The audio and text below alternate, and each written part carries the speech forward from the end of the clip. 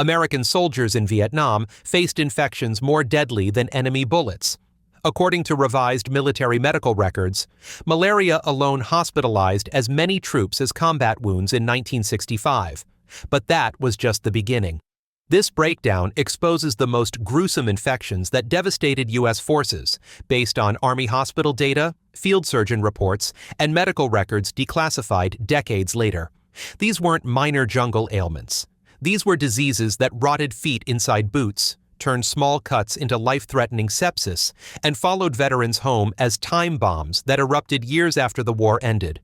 Melioidosis killed soldiers through lung infections they couldn't diagnose. Immersion foot-disabled entire units. Bacterial contamination from human waste turned routine wounds into death sentences. The official doctrine said prevention would work. The jungle had other plans. If you're a veteran watching this, you lived through what I'm about to describe. For everyone else, prepare yourself. This is the medical nightmare that official histories barely mention.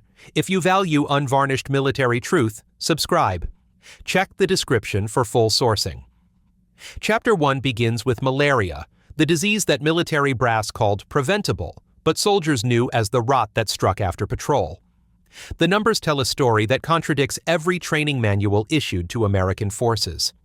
According to recently revised Vietnam-era medical records, malaria caused as many hospitalizations among U.S. personnel as combat wounds did in 1965. Let that sink in. An enemy you couldn't see, couldn't shoot, couldn't call in artillery on, was putting as many American soldiers in hospital beds as the Viet Cong and North Vietnamese Army combined. Field reports from frontline infantry units recorded infection rates exceeding 10 cases per 1,000 man-days of exposure. Some individuals were laid up for a month or more per malaria episode, and the war cost at least 200,000 lost man-days per year to this single disease.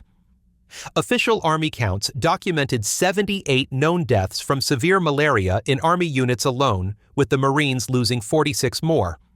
The disconnect between doctrine and reality was staggering. Military manuals emphasized daily chemoprophylaxis using chloroquine, primaquine, or dapsone, combined with aggressive insect control measures. In theory, this regimen should have kept malaria under strict control. The reality in the bush was entirely different.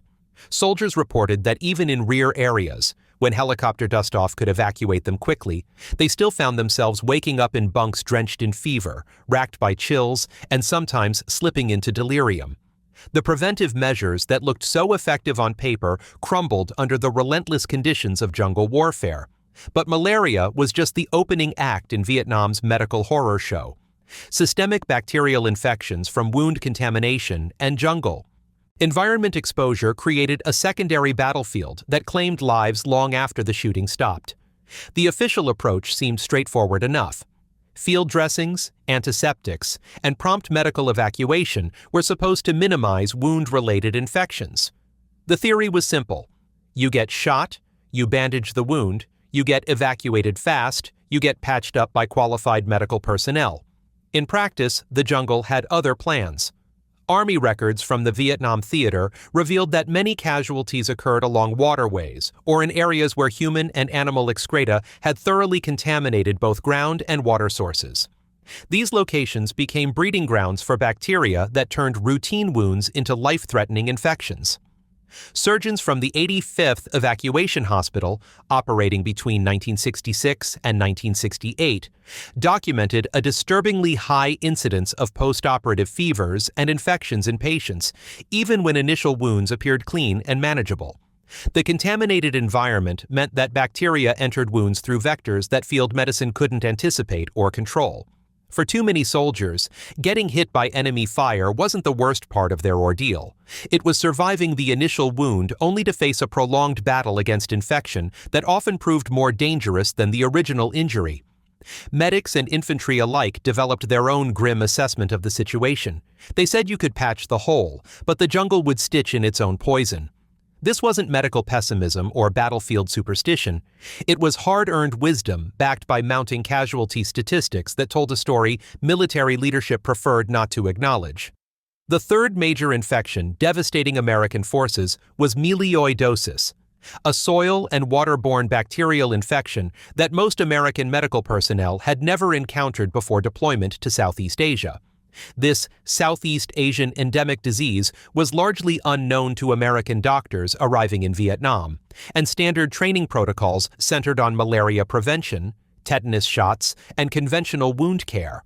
There was little to no mention of melioidosis in training materials, leaving medical staff unprepared for what they would encounter. Army medical data tracked the rapid rise of melioidosis cases among deployed troops with alarming precision. In 1966, military hospitals documented 29 cases with 8 deaths. By 1967, the count had risen to 50 cases. In 1968, 56 cases were officially recorded. These numbers represented only documented cases that received proper diagnosis and treatment. Many cases presented as acute lung infections, systemic sepsis, or localized abscesses that military physicians struggled to identify and treat effectively. To veterans who encountered melioidosis, the disease earned a reputation as the time bomb below the mud. A single step barefoot through contaminated floodwater or a minor nick on the leg from infected soil could trigger months of severe illness, recurring abscesses, and sometimes complete evacuation from the theater of operations. In worst-case scenarios, misdiagnosis or delayed treatment resulted in death from complications that American medical personnel simply weren't trained to recognize or treat. The psychological impact of these infections extended far beyond their immediate medical consequences. Soldiers found themselves fighting an enemy that couldn't be spotted, targeted, or eliminated through conventional military means. Unlike combat injuries that resulted from identifiable threats that could be engaged and destroyed, these infections represented a constant, invisible menace that turned the environment itself into a weapon. Every step through contaminated water, every small cut or abrasion, every breath of humid jungle air carried the potential for debilitating illness that could remove a soldier from combat more effectively than enemy bullets. Medical evacuation statistics from this period reveal the true scope of the problem. Disease-related hospitalizations frequently matched or exceeded combat casualties in terms of lost manpower and reduced unit effectiveness. Some companies found themselves temporarily non-operational not because of enemy action, but because too many personnel were hospitalized with tropical infections that military medicine was still learning to understand and treat. Chapter 2 exposes the technical and heavy burdens that turned essential military equipment into instruments of prolonged suffering. The most insidious of these afflictions was immersion foot, known in previous wars as trench foot, a condition that military manuals confidently claimed could be prevented through proper foot hygiene, regular drying periods, sock rotation, and systematic foot inspection. The official doctrine maintained that keeping boots and feet dry whenever possible would eliminate this threat entirely. The reality on the ground in Vietnam's waterlogged jungles made such prevention protocols nothing more than wishful thinking written by officers who had never spent months wading through contaminated swamps. Medical data from the Vietnam War documented skin disease cases severe enough to require hospitalization at a rate of approximately 30 per thousand troops per year until 1968. After implementing an intensive prophylactic program, rates temporarily dropped, but by 1970 they had resurged to previous levels, demonstrating that even concentrated medical efforts could not overcome the fundamental environmental challenges. The 3 primary skin problems plaguing American forces were fungal infections, known as dermatophytosis, bacterial infections that thrived in the humid conditions, and immersion foot, which proved especially devastating in flooded, swampy, or permanently waterlogged operational areas where infantry units spent the majority of their deployment. Soldiers developed their own brutal assessment of the situation. They called their boots their metal jacket, recognizing that proper footwear was as essential to survival as body armor. But when heat, mud, and water never stopped, those same protective boots became traitors. Men lost combat days not to enemy bullets, but to feet that had literally begun rotting inside their boots, causing unbearable pain, severe swelling, and inevitable secondary infections that often required extended hospitalization and sometimes permanent medical evacuation from the combat theater. The scope of superficial fungal infections and chronic skin disease extended far beyond simple discomfort. evolving into debilitating medical conditions that removed trained soldiers from combat operations for weeks or months at a time. Prevention protocols existed in theory, including scheduled drying periods, application of topical antifungal creams, and variable dressing practices designed to minimize moisture retention. However, conditions on the ground in Vietnam made compliance with these protocols nearly impossible to maintain. Soldiers operating in forward positions frequently had no access to dry clothing, clean water for washing, or secure locations where they could remove boots and equipment for the extended periods necessary for effective treatment. Hospital admission rates from 1965 through 1969 documented a persistently high burden of dermatological disease among U.S. troops deployed to Vietnam. The tropical climate, combined with constant exposure to contaminated water sources, friction from boots and heavy equipment, and minor abrasions that occurred during normal combat operations, created ideal conditions for both fungus and bacteria to invade compromised skin. The medical data revealed that soldiers on their 10th month of combat duty showed the highest susceptibility to these infections, indicating that prolonged exposure gradually wore down the body's natural resistance to environmental pathogens. Many infantry soldiers referred to chronic skin conditions simply as the itch that never quit, a description that barely captured the reality of their suffering. What began as minor discomfort under socks and equipment straps gradually developed into raw, inflamed skin, then progressed to open sores that wept pus and refused to heal in the humid environment. These chronic conditions often forced experienced combat soldiers out of frontline positions long before enemy action ever threatened them, representing a significant loss of trained manpower that military planners had not adequately anticipated. The third major category of environmental trauma involved chronic dehydration, diarrheal disease, and the collateral organ damage that resulted from prolonged exposure to contaminated water and inadequate nutrition. Army medical doctrine acknowledged the risks of diarrhea and dehydration in tropical combat environments, but combat units frequently found that the expectation of maintaining proper hygiene, securing safe water supplies, and consuming regular, nutritious meals remained completely unmet under operational conditions. The gap between medical theory and combat reality proved devastating for individual soldiers and unit effectiveness alike. Field surgeons' reports documented that dehydration became so widespread that even young, physically fit soldiers began suffering from renal colic, a painful condition typically associated with kidney stones or severe kidney dysfunction, diarrheal diseases, and what medical personnel classified as fevers of unknown origin became a persistent scourge throughout American units operating in Vietnam. These conditions were often dismissed by military leadership as just another routine illness that soldiers should be expected to endure, yet they proved both debilitating and alarmingly widespread, removing significant numbers of combat personnel from operational status for extended periods. The soldiers' assessment of these conditions was characteristically direct and unforgiving.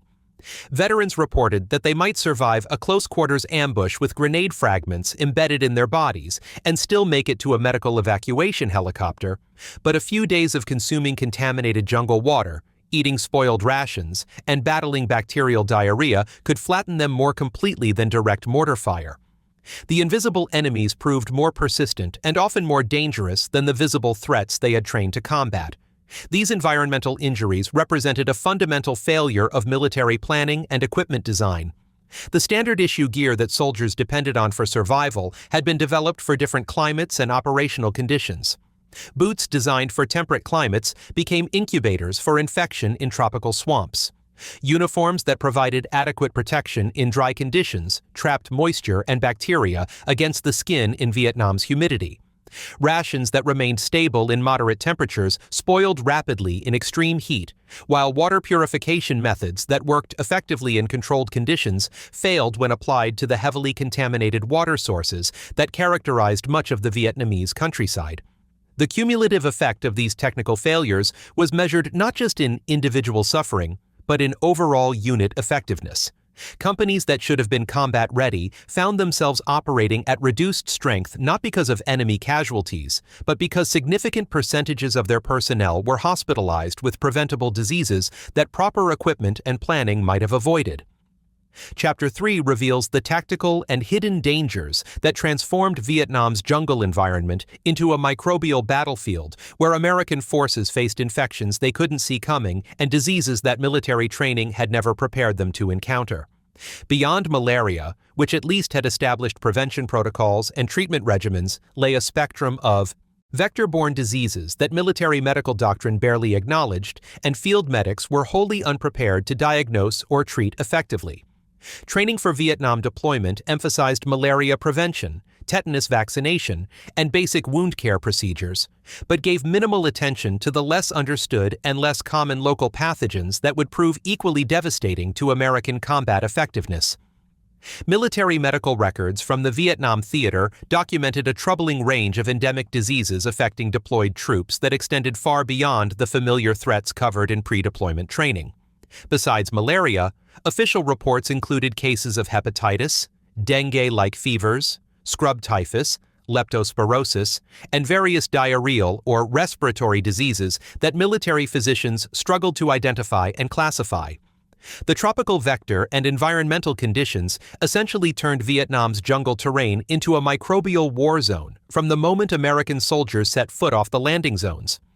Each patrol through rice paddies, each overnight position in jungle clearings, each river crossing exposed personnel to disease vectors that carried pathogens unknown to American medical science. Frontline troops developed their own grim understanding of these invisible enemies through direct experience rather than medical textbooks. Many soldiers reported developing fevers, unexplained rashes, night sweats, and swollen lymph glands following patrols through rice paddies or operations near water sources. By the time military medical personnel made any diagnosis, which was often limited to generic classifications like fever of unknown origin or viral syndrome, the affected soldier was already removed from combat operations and facing weeks or months of debilitating illness. The delay between exposure and proper medical attention meant that many cases progressed far beyond the point where early intervention might have been effective. The most insidious aspect of Vietnam's disease environment involved what military researchers would later classify as delayed-onset infections, conditions that earned the ominous designation of time bomb diseases. These infections erupted weeks or months after initial exposure, often long after soldiers had rotated out of the immediate danger zone or even returned to the United States. Military medical doctrine operated under the assumption that most infections would manifest symptoms quickly, allowing for prompt treatment, evacuation if necessary, and return to duty within a reasonable time frame. This doctrine contained no provisions for latent, slow-burning diseases that could remain dormant for extended periods before emerging as serious, sometimes life-threatening medical emergencies. The case of melioidosis provided the most dramatic example of these delayed-onset infections and their devastating impact on American personnel. Servicemen exposed to contaminated soil or water during their Vietnam deployment sometimes developed serious lung infections, deep tissue abscesses, or systemic illness months or even years after completing their tours of duty.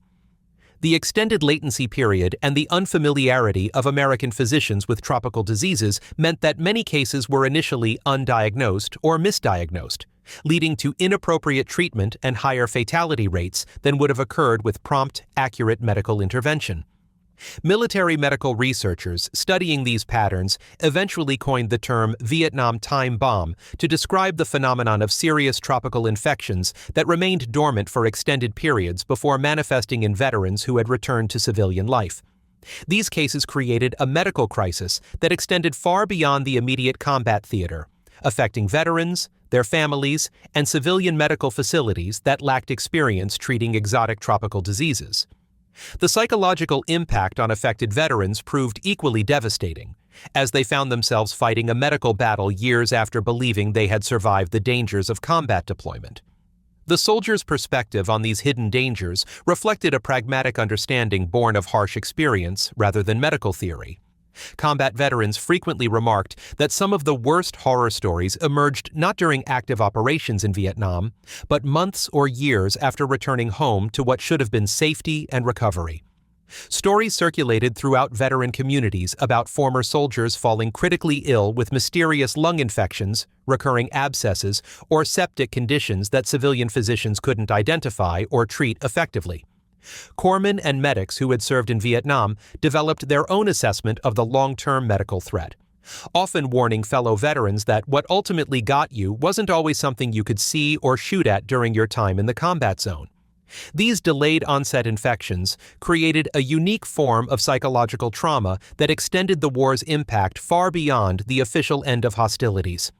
Veterans who had successfully completed their combat tours and returned home to resume civilian lives found themselves facing a medical enemy that struck without warning, often years after they believed they had escaped Vietnam's dangers. The unpredictability of these conditions, combined with the medical community's limited understanding of tropical diseases, created an atmosphere of uncertainty and fear that affected not only the veterans themselves, but their families and support networks. The tactical implications of these hidden infections extended beyond individual medical cases to affect overall military strategy and unit effectiveness. Intelligence reports and after-action analyses revealed that entire units had been compromised not by enemy action, but by outbreaks of unidentified diseases that removed significant numbers of personnel from combat operations simultaneously. Some companies found themselves temporarily unable to conduct offensive operations because too many soldiers had been evacuated with mysterious fevers or tropical illnesses that military medical personnel couldn't quickly diagnose or treat. The cumulative effect of vector-borne diseases and delayed onset infections represented a fundamental challenge to conventional military medical doctrine and highlighted the inadequacy of training and preparation for tropical warfare. American forces had entered Vietnam with medical protocols designed for temperate climates and familiar disease patterns, only to discover that the enemy included microscopic threats that operated according to entirely different rules. The resulting medical crisis affected not only immediate combat effectiveness, but created long-term health consequences that continued to impact veterans and their families for decades after the official end of American involvement in Southeast Asia. Chapter 4 exposes the fundamental obsolescence and inadequacy of American medical doctrine, equipment, and strategy when confronted with Vietnam's relentless jungle environment. The gap between what military planners expected to work and what actually functioned under combat conditions represented more than simple oversight or miscalculation. It revealed a systematic failure to understand the realities of sustained tropical warfare and its devastating impact on human physiology. The preventive medicine protocols that looked comprehensive and effective in training manuals crumbled when subjected to the grinding reality of months-long operations in contaminated swamps, monsoon-flooded rice paddies, and jungle environments where basic hygiene became impossible to maintain. The standard prophylactic approach relied heavily on chemoprophylaxis using chloroquine, primaquine, and other anti-malarial medications, combined with insect repellent application, water purification procedures, regular sock rotation, and scheduled equipment drying periods. In controlled military environments or short-term field exercises, these protocols demonstrated measurable effectiveness and formed the foundation of medical doctrine for tropical deployment. However, sustained jungle operations under combat conditions exposed the fundamental inadequacy of these measures when applied to real-world scenarios where soldiers operated for weeks or months without access to clean facilities, dry equipment, or the time necessary to properly implement preventive procedures. Even with prophylactic measures theoretically in place, malaria rates remained catastrophically high throughout the American involvement in Vietnam, with hospitalization statistics for disease-related casualties equaling or exceeding combat casualties during significant periods of the conflict. Skin disease hospitalization rates consistently held at 20 to 30 cases per 1,000 troops per year despite concentrated preventive efforts, representing a level of medical crisis far exceeding peacetime military standards or the experience of previous conflicts in different climates. These statistics revealed that the preventive medicine doctrine, while theoretically sound, proved wholly inadequate when confronted with the environmental realities of Vietnam's combat operations. The soldiers' perspective on preventive medicine reflected the brutal pragmatism of men whose lives depended on making impossible choices under impossible conditions.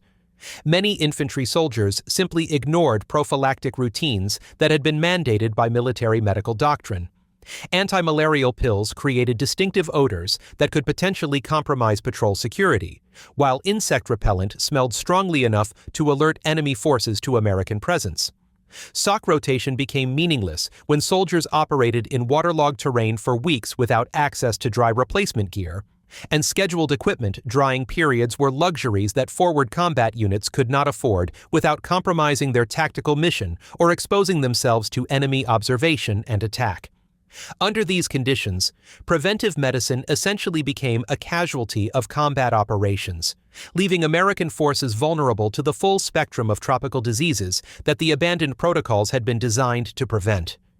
The resulting medical crisis represented not just individual suffering, but a systematic breakdown of the medical support structure that military planners had assumed would protect deployed forces from non-combat health threats.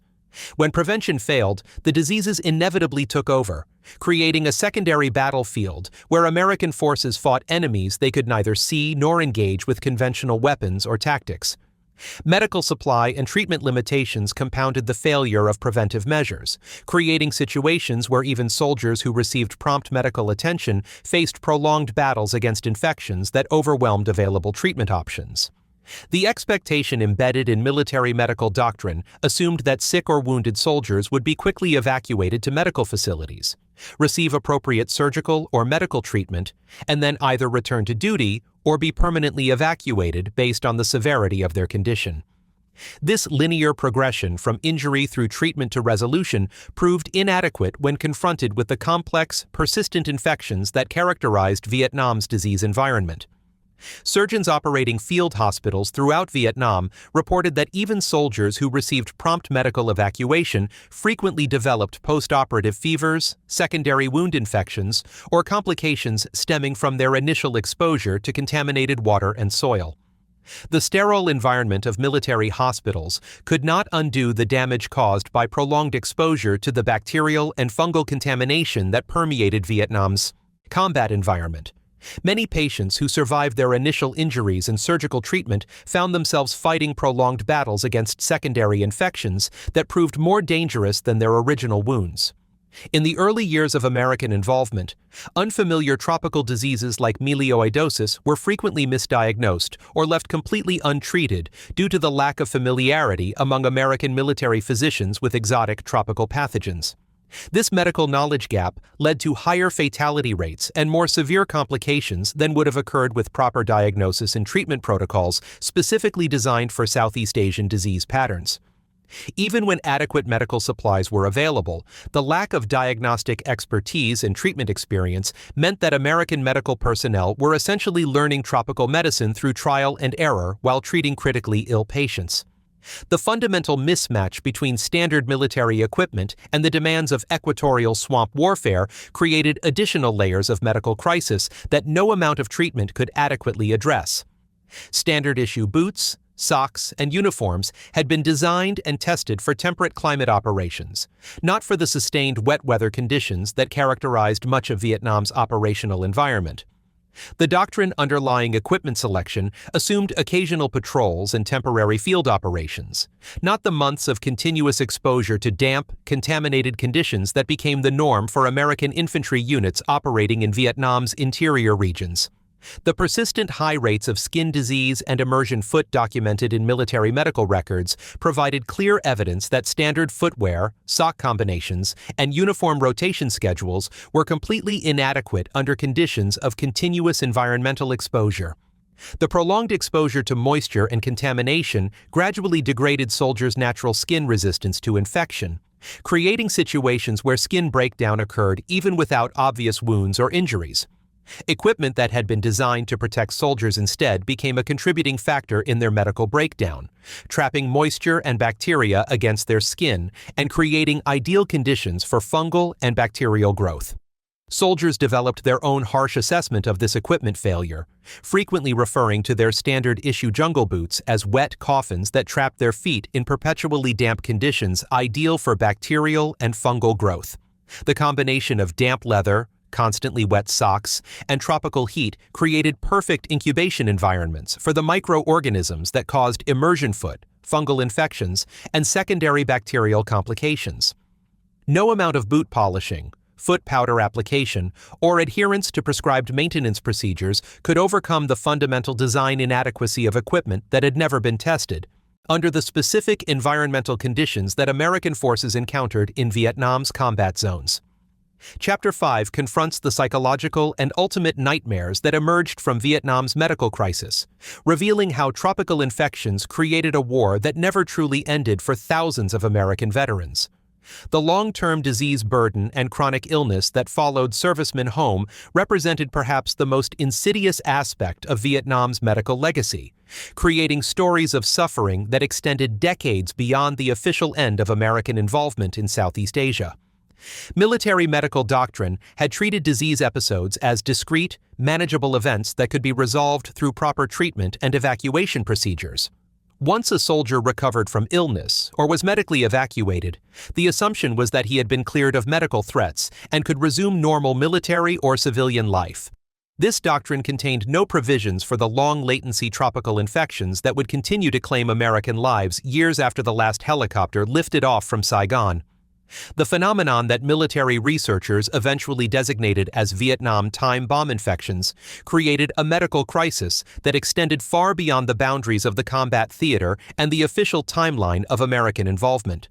Melioidosis cases among returning veterans provided the most dramatic examples of how tropical diseases acquired during military service could remain dormant for extended periods before erupting as life-threatening medical emergencies.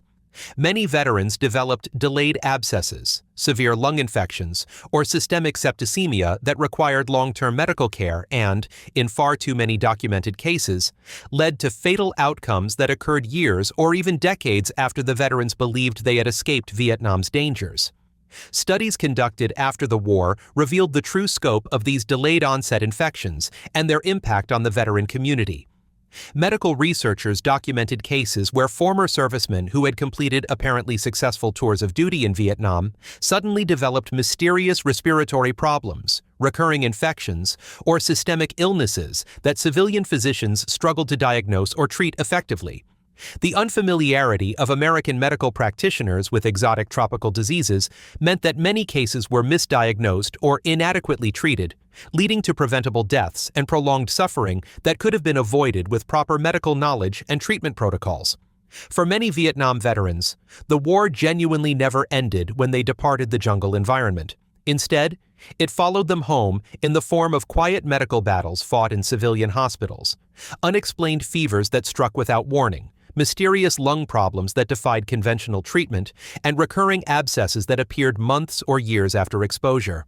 The psychological impact of these ongoing medical threats created a unique form of trauma that combined the uncertainty of chronic illness with the recognition that their military service had exposed them to dangers that continued to threaten their lives long after they had returned to what should have been the safety of civilian life. Veterans and their families found themselves trapped in a medical nightmare where the enemy remained invisible and unpredictable. Unlike combat injuries that could be treated and healed, these tropical infections created ongoing uncertainty about when the next medical crisis might strike. Many veterans lived with the constant fear that a sudden fever, unexplained cough, or mysterious pain might signal the beginning of a medical emergency that their doctors would be unable to identify or treat effectively. This uncertainty created psychological stress that compounded the medical impact of the infections themselves. The psychological strain of repeated illness, medical uncertainty, and the sense of fighting an invisible enemy created additional layers of trauma that military medical doctrine had never anticipated or prepared to address. The fear, stigma, and isolation experienced by veterans dealing with chronic tropical infections represented a form of suffering that extended far beyond the immediate medical symptoms. Post-combat medical care focused almost exclusively on visible wounds and obvious injuries, with minimal recognition of the chronic disease trauma that affected veterans who appeared outwardly healthy but were fighting ongoing battles against infections that could flare up without warning. Veterans struggling with delayed-onset tropical infections often described the psychological burden of waiting for the next medical crisis, dreading the nights when fever, respiratory problems, or unexplained pain might signal the beginning of another extended hospital stay. The unpredictability of these conditions created a form of hypervigilance that paralleled combat stress reactions, as veterans found themselves constantly monitoring their bodies for signs that the tropical diseases they had acquired in Vietnam were resurging. Many veterans reported that military training had taught them to watch for mines, prepare for ambushes, and respond to visible enemy threats. But no one had prepared them for the long-term battle against microscopic enemies that could strike years after they believed they had achieved safety. The cumulative effect of infections and disease on unit readiness and combat effectiveness revealed another dimension of the medical crisis that military planners had failed to anticipate. Studies of American military personnel in Vietnam documented that non-battle disease hospitalizations frequently rivaled or exceeded combat wound hospitalizations during significant periods of the conflict. This loss of trained manpower to illness, rather than enemy action, had profound tactical and strategic consequences that affected the conduct of military operations throughout the theater. Some infantry companies found themselves temporarily non-operational, not because of enemy casualties, but because too many personnel were hospitalized with tropical infections, skin diseases, or other environmentally related medical conditions. The accounts from medics and officers who witnessed these medical crises consistently described situations where disease proved more deadly and more consistently devastating than enemy bullets. Units that should have been combat-ready instead found themselves operating at significantly reduced strength, with experienced soldiers removed from operations not by enemy action but by medical conditions that proper preparation and equipment might have prevented. For soldiers serving in active units, the sight of experienced comrades being evacuated due to illness created a unique form of demoralization that differed significantly from casualties caused by enemy action. Combat casualties, while tragic, resulted from identifiable threats that could be engaged and defeated through superior tactics, firepower, or courage. Disease casualties represented a different kind of defeat, one where the enemy remained invisible, and where individual skill, bravery, or tactical superiority offered no protection against microscopic threats that turned the environment itself into a weapon. The long-term impact of Vietnam's medical crisis extended far beyond individual suffering to affect entire families and communities as veterans struggled with chronic health problems that civilian medical systems were unprepared to treat. The recognition that tropical diseases acquired during military service could continue to threaten veterans' lives decades after their return home created ongoing anxiety not only for the veterans themselves but for their spouses, children, and extended families who lived with the uncertainty of when the next medical crisis might strike.